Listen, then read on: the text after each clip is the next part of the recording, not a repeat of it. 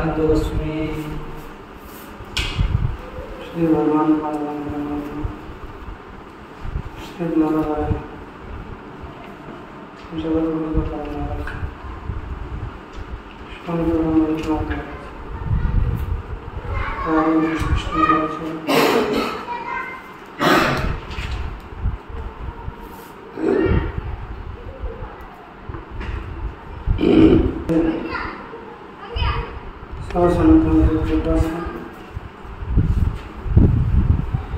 समाधि प्रार्थना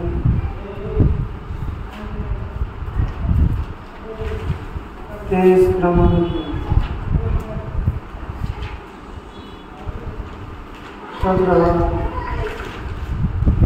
ईश्वर प्रणधान यह सूत्र देखा इसके आगे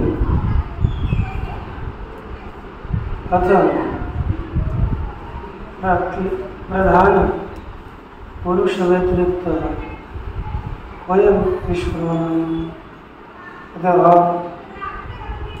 प्रधान और पुरुष से अतिरिक्त यह पुरुष विशेष ईश्वर कौन है? तो उसका उत्तर देने के लिए सूत्र देते हैं क्लेश कर्म विपाकाशयी क्लेश कर्म विपाकाशयी क्लेश कर्म विपाकाशयी क्लेश कर्म विपाकाशयी परामृष्ट पुरुष विशेष ईश्वरः परामृष्ट पुरुष विशेष ईश्वरः क्लेश कर्म विपाकाशयी परामृष्ट पुरुष विशेष क्लेश विपाकाशयी परामृष्ट पुरुष विशेष ईश्वरः क्लेश कर्म विपाकाशयी परामृष्ट पुरुष विशेष ईश्वरः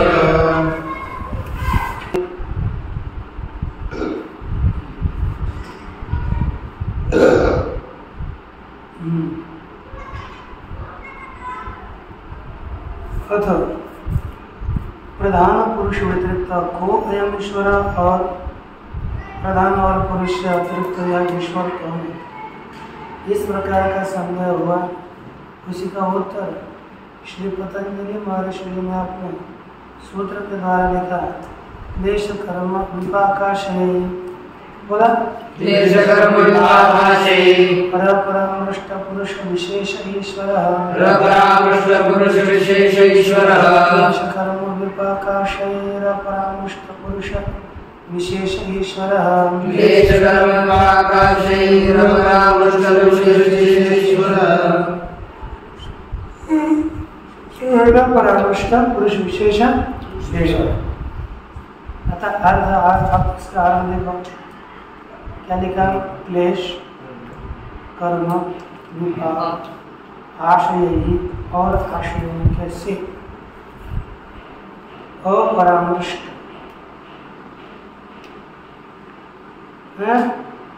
परामृष्ट अपरामृष्ट संबंध रहित जो विशेष पुरुष है वह ईश्वर है। क्लेश कर्म विपाक और आशयों से असंबंधित जो विशेष पुरुष वह ईश्वर है कि नहीं? देखो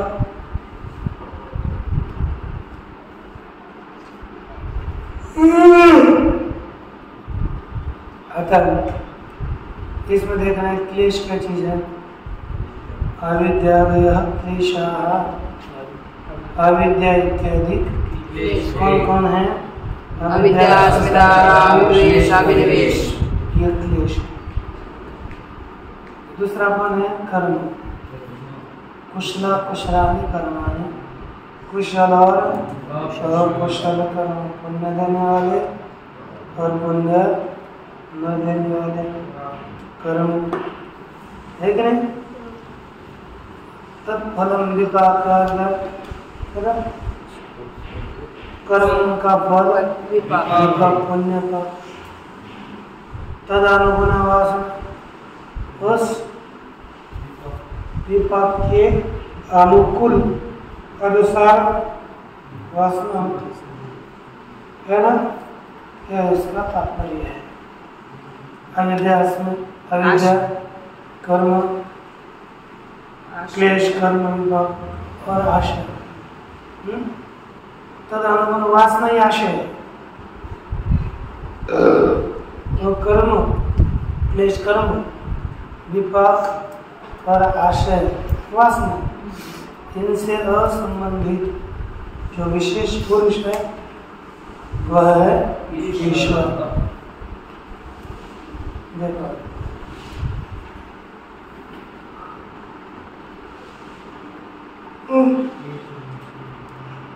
वर्तमानः पुरुषेण परिश्रमते। क्लेश, कर्म, विपाक और आश्रय वे मन में रहने वाले पुरुष में बताए जाते हैं। और किस में रहता है? रहता है मन में। कहाँ बताया जाता है? पुरुष में बताए जाते हैं। सही तत्फल से होता है, क्योंकि वही पुरुष ही उसके फल का भोक्ता है। क्योंकि वह पुरुष ही उस फल का भोक्ता है। यथा जयः व पराजयो वा योदृशो वर्तमानः स्वामिनि व्यपदिश्यते। यथा जैसे योदृशु योद्धाओं में रहने वाला जय अथवा पराजय स्वामी में बताया जाता है। जैसे योद्धा में होने वाला जय अथवा पराजय स्वामी में बताया जाता है।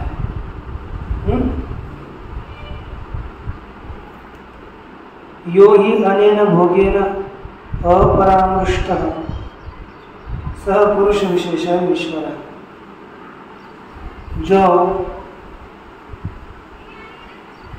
अनेन भोगेन अपरामृष्ट, जो इस भोग से असंबंधित है, वह पुरुष विशेष ईश्वर है।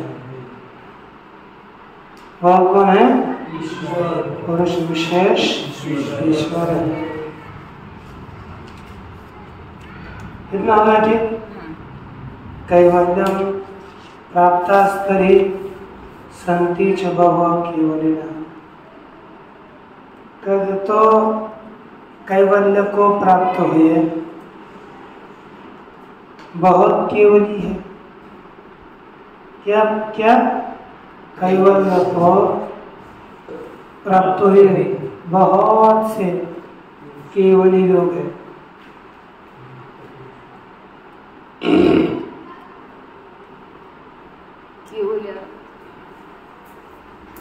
कैवल्य को प्राप्त हुए, और जो कैवल्य को प्राप्त हो गए ऐसे केवल मुक्त बहुत कौन है?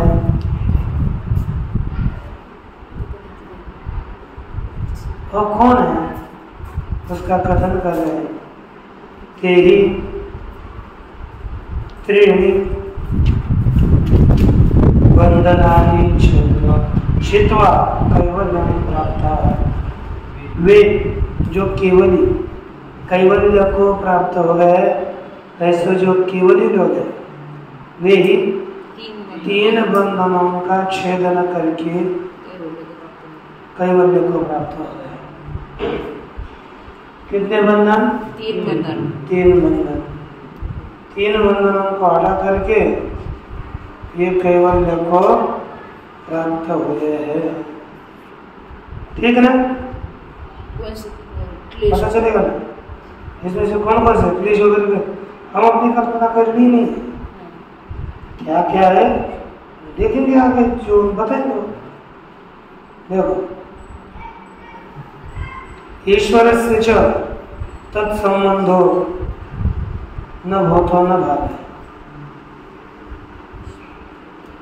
ईश्वरस्य च तत्संबंधो न भूतो न भावी।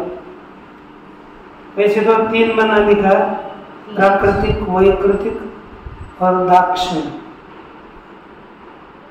ठीक है, लिखा प्राकृतिक बंधन, वैकृतिक बंधन और दाक्षिण बंधन।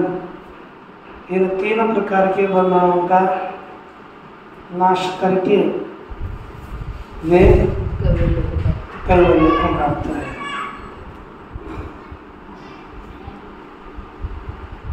ईश्वर का और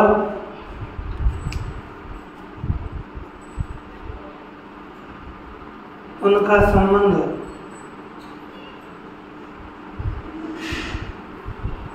न भूतो न भावी, कभी नहीं हुआ, पूर्व में न था। किसका? ईश्वर का और उन बंधनों का संबंध पूर्व में भी नहीं था और आगे भी नहीं होगा। हाँ, मुक्त के साथ पूर्व में था, आगे नहीं, लेकिन ईश्वर के साथ इन बंधनों का संबंध पूर्व में था न था और आगे भी नहीं है। ये था मुक्त से पूर्व बंध कोटि प्रज्ञा है नहीं। जैसे मुक्त की पहली बंध कोटि जानी जाती है, अगर मुक्त बंध कोटि में है, ये समझ में आता है पहले था। नैवम ईश्वर से, ऐसे ईश्वर की बात नहीं है। ईश्वर सदा मुक्त होता है, ईश्वर बद्ध कोटि में कभी भी नहीं रहता। ठीक ना? ये बता रहे ईश्वर कैसा है और मुक्त कैसा है। ईश्वर और मुक्तों में डिफरेंस, भेद बताने जा रहे हैं, कि नहीं? ये समझ में आता है, आज का फर्क समझ में नहीं आता उसमें।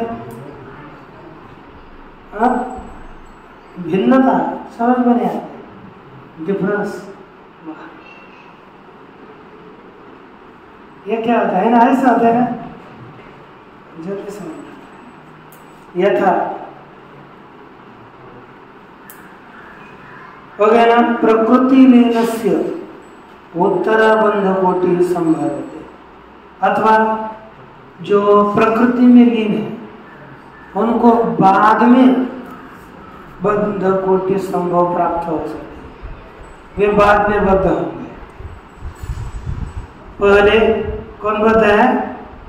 मुक्त पहले बद्ध है, प्रकृति लीन बाद में बद्ध होते हैं। एवं न ईश्वर से, इस प्रकार ईश्वर को बंध कोटि बाद में भी नहीं होती। सतु सदैव मुक्त, वह तो निरंतर ही मुक्त होता है, सदैव ईश्वर और निरंतर ईश्वर ही होता है। प्रकृति लीन वाले उत्तर में बंधन में पड़ता है, और पहले क्या था, प्रकृति में आगे लीन हो गए ना, तो पहले तो होते कारण साधन से पहले, लेकिन प्रकृति से वहां से छूटने के बाद पुनः जन्म को पड़ते रहते हैं। क्लेश कर्म विपाक इनका संबंध होता है। जब तक प्रकृति में रहते हैं ना, तब तक नहीं रहते, क्योंकि बाद में तो उनको प्रकृति में लीन हो गए, तो बाद में बंध की प्राप्ति होती है। उनको एक ही बालिक रहे तो उनको बाद में बंध होता है, और मुक्तों को पहले भी बंध होता है। लेकिन ईश्वर को न पहले न बाद में, वह सदा मुक्त है। योसो प्रकृष्ट सत्वोपादानात् ईश्वरस्य शाश्वतिकः उत्कर्षः, यह सवार्थ जो यह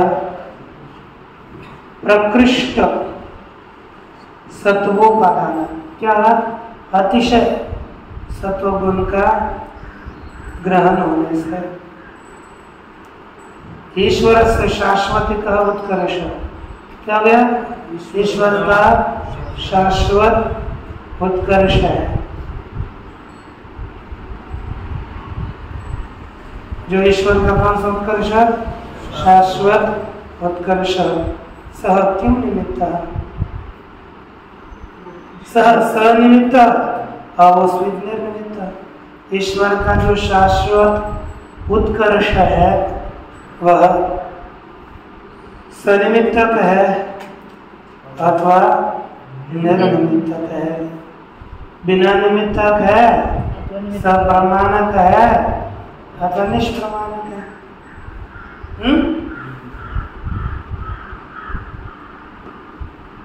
कोई बोलेंगे सनिमित्तक, फिर सब निमित्त क्या है?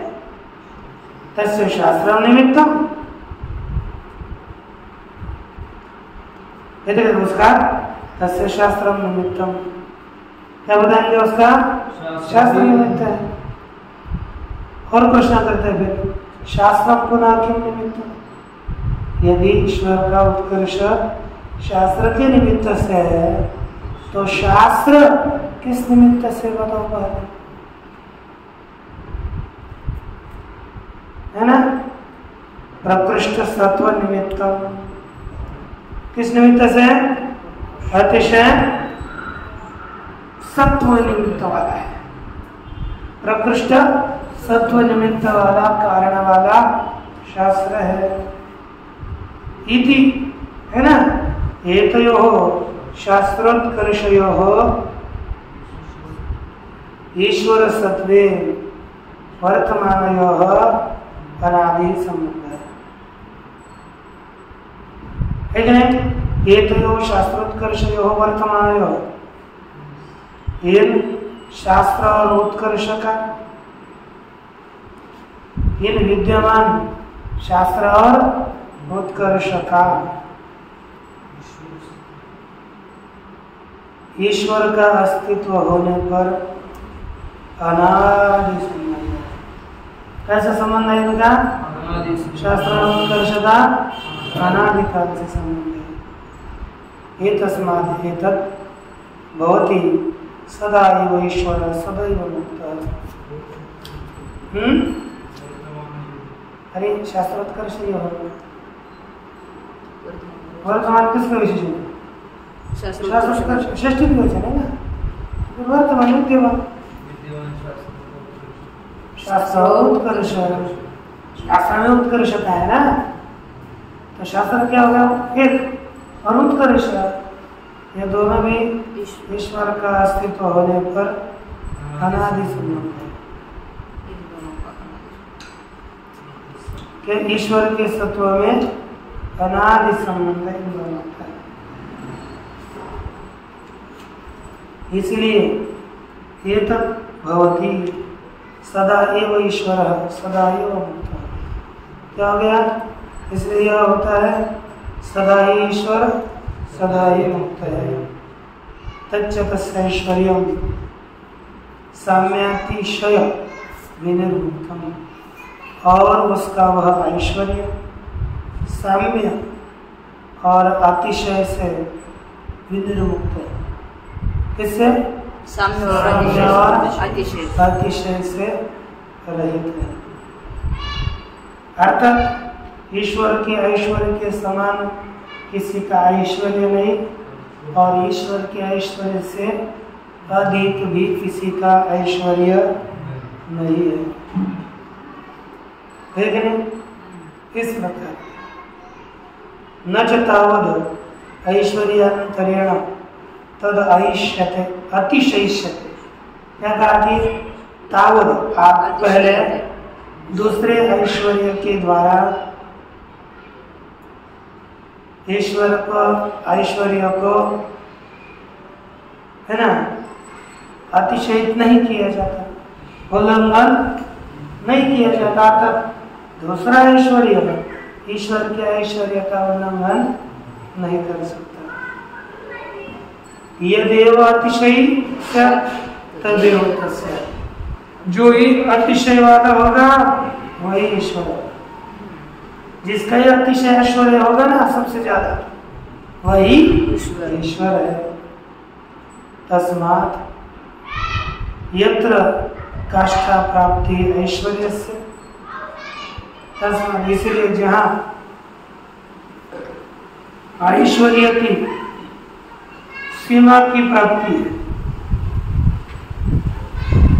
जहाँ ऐश्वर्य के परम सीमा की प्राप्ति है, अतिशय ऐश्वर्य प्राप्ति है, वही ईश्वर है। वह कौन हो गया? ईश्वर। ईश्वर न च तत्समानम ऐश्वर्यम अस्ति, उसके समान ऐश्वर्य नहीं है। तो अकस्मात क्यों? ईश्वर के समान क्यों ऐश्वर्य नहीं है? कहते हैं द्वयो हो तुल्यो हो योग पर एकस्मिन् योग पर कामित्यार्थे नवमिदमस्तु पूर्णमिदमस्तु इति एकस्य सिद्धो इतरस्य प्राकम्य विघातात् विघाता पूर्णत्वं प्रसक्तम्। जब क्या कहते क्यों? उसके समान कोई ऐश्वर्य नहीं है। कहते द्वयो हो तुल्यो, दो समान दोनों में। एकस्मिन् युगपत् कामित्यार्थ है, एक विषय में युगपत् कामना के विषय में, कामना एक पदार्थ है, एक के विषय में ही कामना का विषय है। कामना किए हुए, हरिओम, कामना किए हुए एक विषय में, कामना का एक विषय है, उसमें एक बोलेगा नवम इदमस्तु, यह नया हो जाएगा। दूसरा बोलेगा पुराणम इदमस्तु, ये पुराना रह जाए। यदि एकस्य सिद्धौ, एक की सिद्धि होने पर इतरस्य प्राकाम्य विघाता, दूसरे के कामना का विघात होने से उन्नत्वं प्रसक्तम्, उसमें न्यूनता, कमतरता प्राप्ति हो जाती है, अर्थात कमीपना प्राप्त हो जाता है। तस्मात् है ना, तयो द्वयो हो तुल्यो हो युगपत् कामितार्थ प्राप्तिर्नास्ति। इसलिए दोनों समान व्यक्तियों में युगपत् कामना किए हुए, इसलिए तुल्य समान दोनों को युगपत् कामना किए हुए अर्थ की प्राप्ति नहीं होती। युगपत् दोनों को भी कामना किए हुए विषय की प्राप्ति नहीं होती। अर्थस्य विरुद्धत्वात्, क्यों? अर्थ का विरोध होने से। तस्मात् यस्य साम्यातिशयैः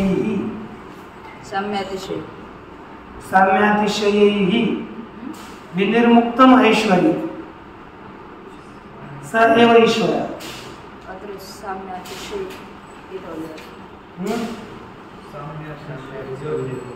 ठीक है, जिसका साम्य और अतिशय के द्वारा रहित, वही करना है, जिसका साम्य और अतिशय के द्वारा मुक्त ऐश्वर्य है, वही ईश्वर है। अर्थात जिसके समान कोई, जिसका ऐश्वर्य नहीं और जिसके अधिक किसी का ऐश्वर्य नहीं, वही ईश्वर है। स एव ईश्वरः, वही ईश्वर है। सच पुरुष विशेषः, वही विशेष पुरुष है। इस प्रकार इस सूत्र का विचार पूरा हुआ और ईश्वर की व्याख्या करी, ईश्वर का अर्थ बताया। इसके बाद उसका नाम क्या है, इसका कथन वगैरह कर्म करेंगे। ओम पूर्णमदः पूर्णमिदं पूर्णात् पूर्णमुदच्यते पूर्णस्य पूर्णमादाय पूर्णमेवावशिष्यते। ओम शांति।